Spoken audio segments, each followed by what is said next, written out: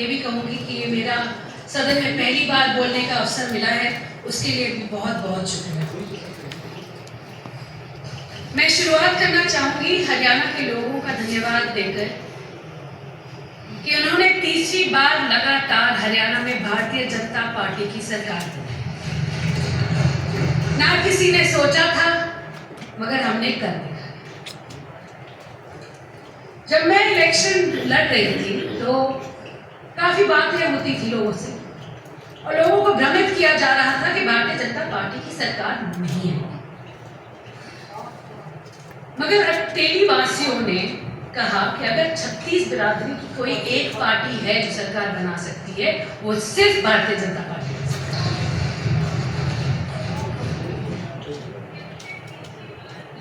उसके बाद पूरे हरियाणा पे उस पे मुहर लगा दी और पूर्ण बहुमत की सरकार तीसरी बार। सब बिना पर्ची बिना खर्ची की बात करते हैं। मैं बताती हूँ कि जब मैं इलेक्शन लड़ रही थी तो बच्चा आके बोलता था गांव से कि मुझे बिना पर्ची बिना खर्ची की नौकरी मिली है, इसलिए आपको। और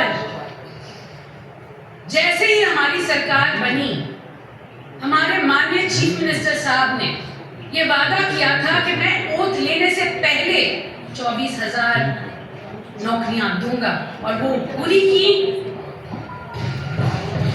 और मैं ये कहना चाहूंगी सीएम साहब के बारे में कि यही कहलाते हैं जो बातों के सच्चे हों और वादों के पक्के। आज के दिन हरियाणा का यूथ आपका आभारी है सीएम साहब। मैं दक्षिण हरियाणा से आती हूँ और दक्षिण हरियाणा में पानी की बहुत ज्यादा कमी है।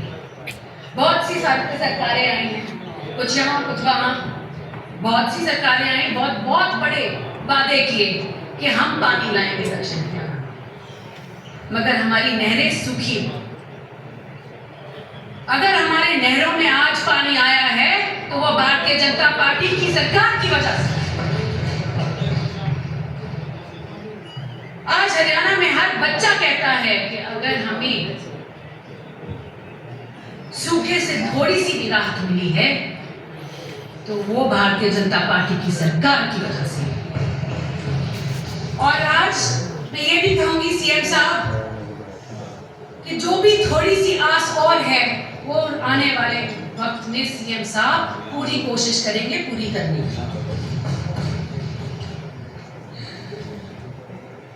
हमारे प्रधानमंत्री जी ने हमारे देश के लोगों के जीवन को बेहतरीन बनाने के लिए बहुत सारी स्कीम दी। आज तक जो किसी ने सोचा भी नहीं था, मोदी जी ने कर दिखाया। ये बहुत बड़ी बात।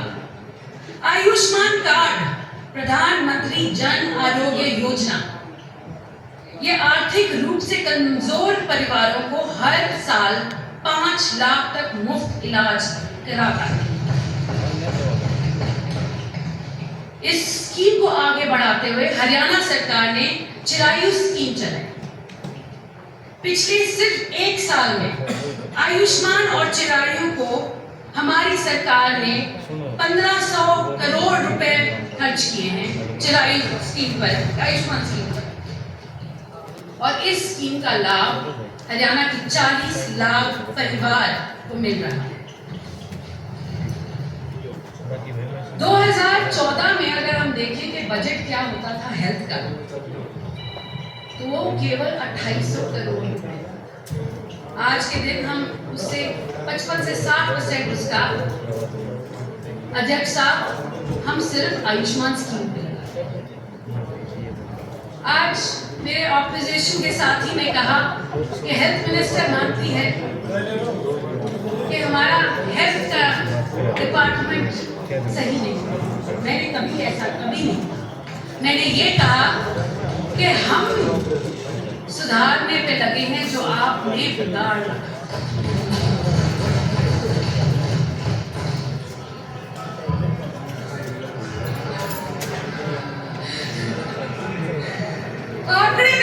आंकड़े दिखाते हैं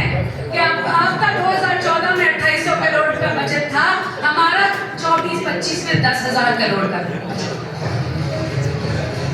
और आने वाली बजट में मुझे पूरा भरोसा है, आप देखेंगे कि इसमें और भी इजाफा। अब बहुत चर्चा होती है कि डॉक्टरों की कमी है हमारे पूरे प्रदेश में। मैं तो मानती हूँ कि पूरे देश में है। सीएम साहब ने भी ये कही कि पूरे देश में डॉक्टरों की कमी है। अभी हाल ही में सीएम साहब ने 1090 डॉक्टरों का सिलेक्शन लेटर पकड़ाया है और बहुत जल्द ही जो वेकेंट पोस्ट हैं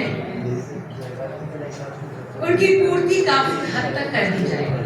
मगर जो डॉक्टरों की जो कमी है, जो इतने सालों से होती आई है, उस कमी को पूरी करने के लिए सिर्फ हमारे सीएम साहब ही हैं जिन्होंने सोचा कि हर डिस्ट्रिक्ट में एक मेडिकल कॉलेज होना चाहिए।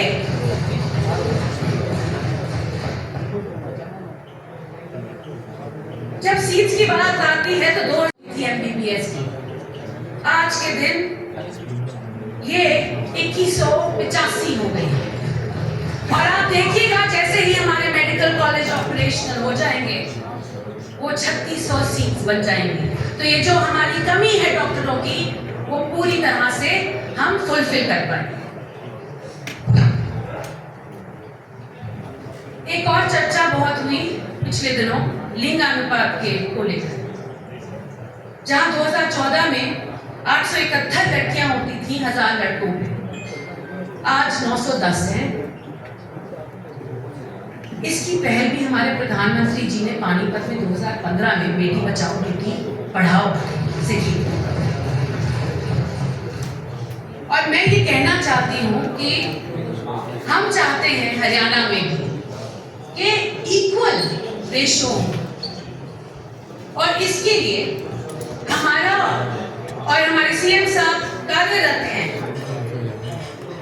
देखिए आने वाले वक्त में हम 100% लड़कियां और लड़के एक समान हैं।